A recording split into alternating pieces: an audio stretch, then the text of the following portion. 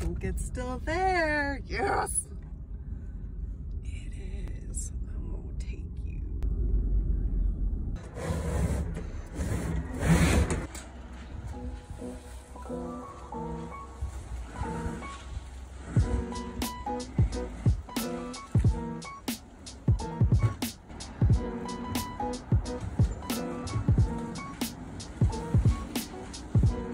Hi everybody, welcome back to the Rummage Workshop. There's nothing that I love more than finding free furniture on the side of the road. It just makes my day. I can already tell that this thing is going to need a lot of work, so let's dive right in.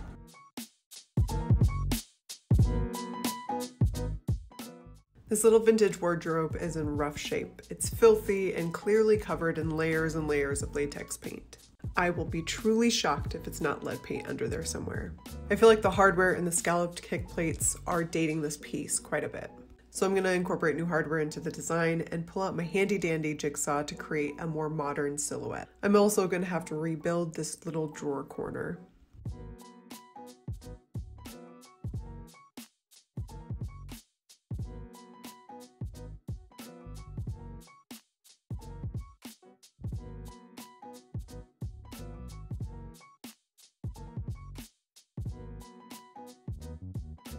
The door latch is broken, so I'm going to add a new magnetic latch in its place.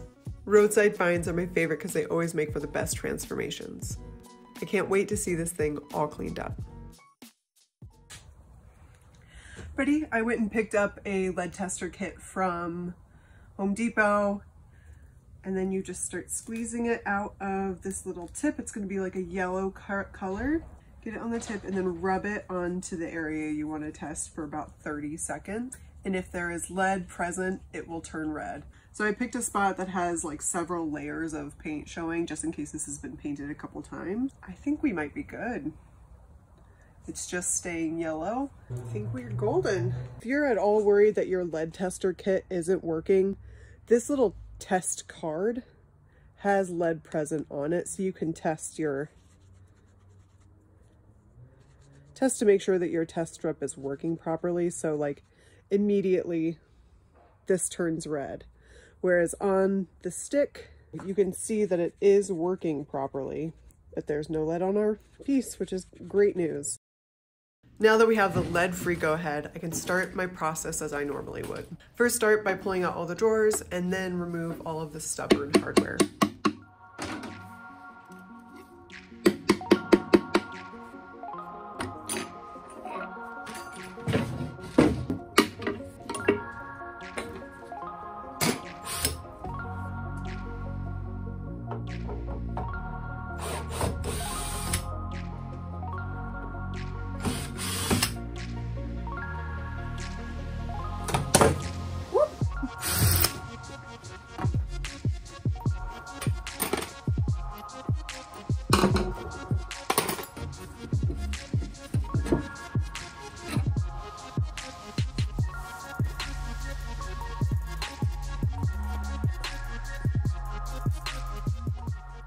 Now it's time to start stripping off the layers and layers of latex paint. I'm once again using Citrus Strip. If you watched any of my other videos, you know there's no stripper that I rave over. This is just the only one that's easily accessible to me in my area that doesn't have a massive "this product causes cancer" warning on the label. This product also claims to be a little bit better for the environment, although those claims are put out by Citrus Strip, so I don't know how true that actually is.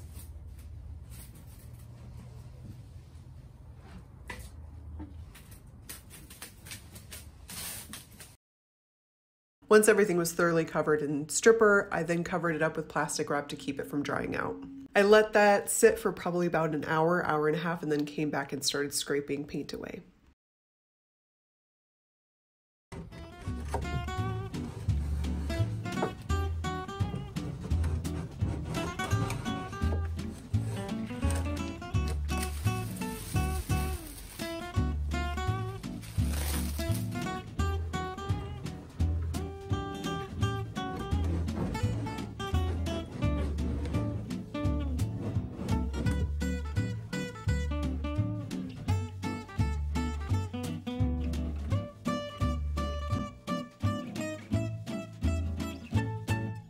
So I ended up having to put on a second coat of stripper after the first pass because, as you can see, under the blue paint was yellow, and under the yellow was pink, and under the pink was lavender, all the way down to what looks like the original white finish, which apparently was made of some industrial grade paint that's used to paint the underside of boats because this stuff is not coming off. So I applied yet another layer of stripper, wrapped it really well, and then let that sit overnight.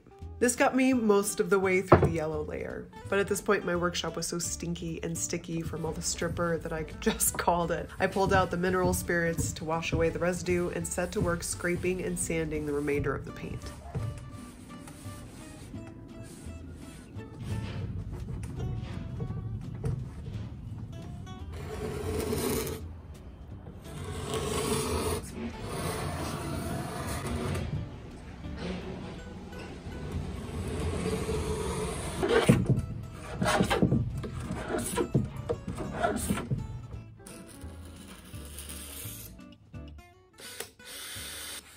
I took a break from scraping to remove the center of the drawer and the scalloped kick plate. I finally settled on a design for this piece. I want it to be really bold with clean lines and cane webbing in the door.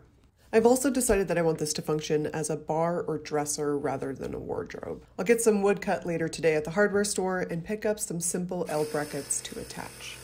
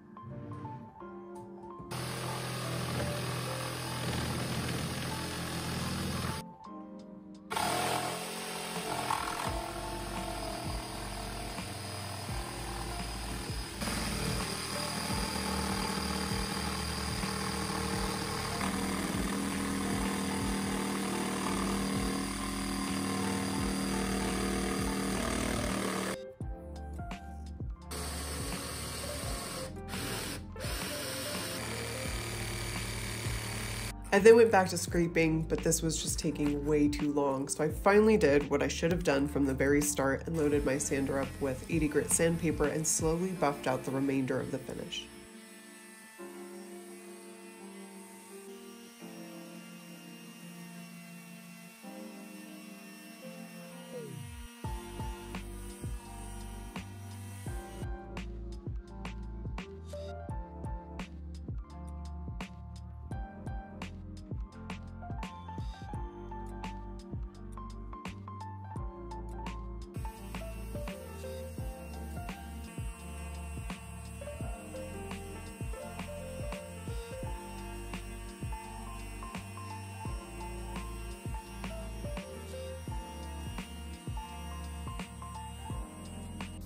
Then I MacGyvered a mold of sorts to rebuild this drawer corner.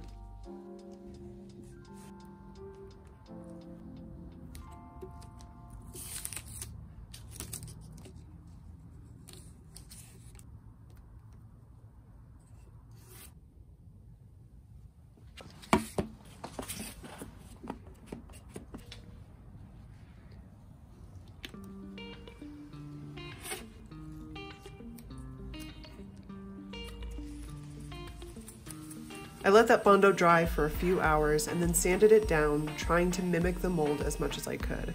I'm curious to see if you guys can tell which drawer has this repair on it in the final product. Let me know in the comments.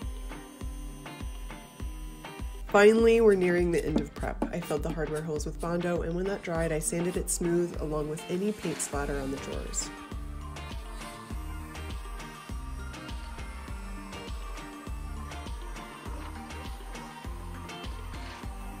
Sprayed all of the hardware a matte black. And after cleaning everything from top to bottom with a TSP alternative, I wrapped up the drawers for paint. Now it's time to attach the cane to the door.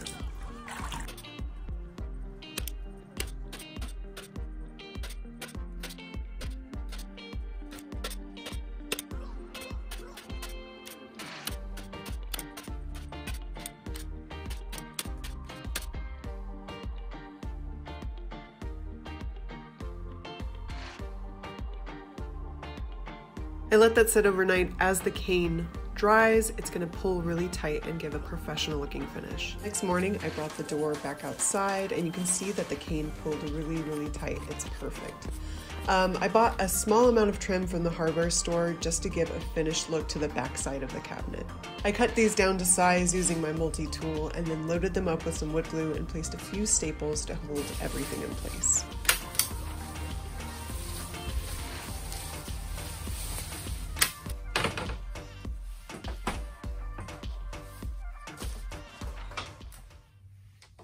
There were some spots on the dresser where I just could not get the original finish off. So I made sure to sand them down perfectly smooth, and then I went over everything with a shellac just to make sure that nothing bled through. I also sprayed shellac on all the places where I put Bondo and then gave everything a really good quick sand, and we are ready to paint finally.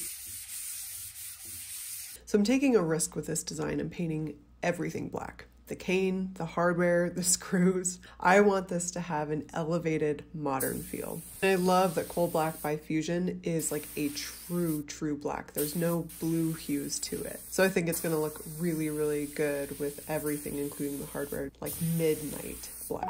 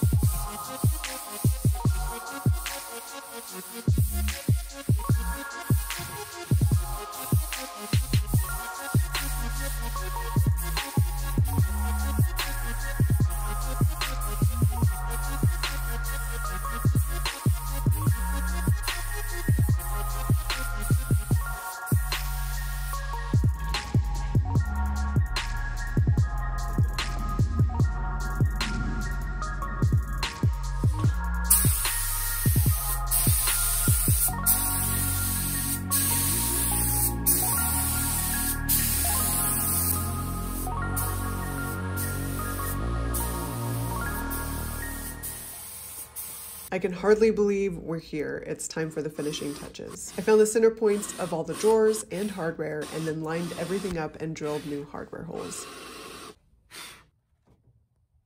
Next, I hung the door back up, added a new magnetic latch, and attached the new shelf. Unfortunately, my phone died while filming this section about the shelf. I simply mounted it on 4 small L brackets and it worked perfectly. I then went back over the whole thing and touched up any hardware that was still anything but black.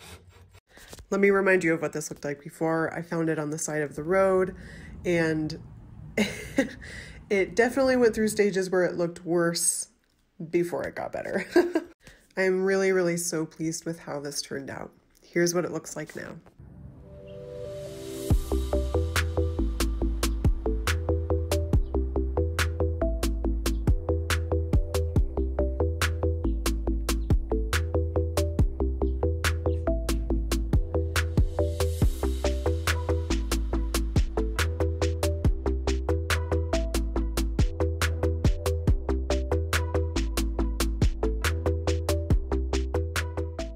Thank you guys so much for following along with me on this project. This one was a doozy. It took me 2 weeks to get all of that paint off.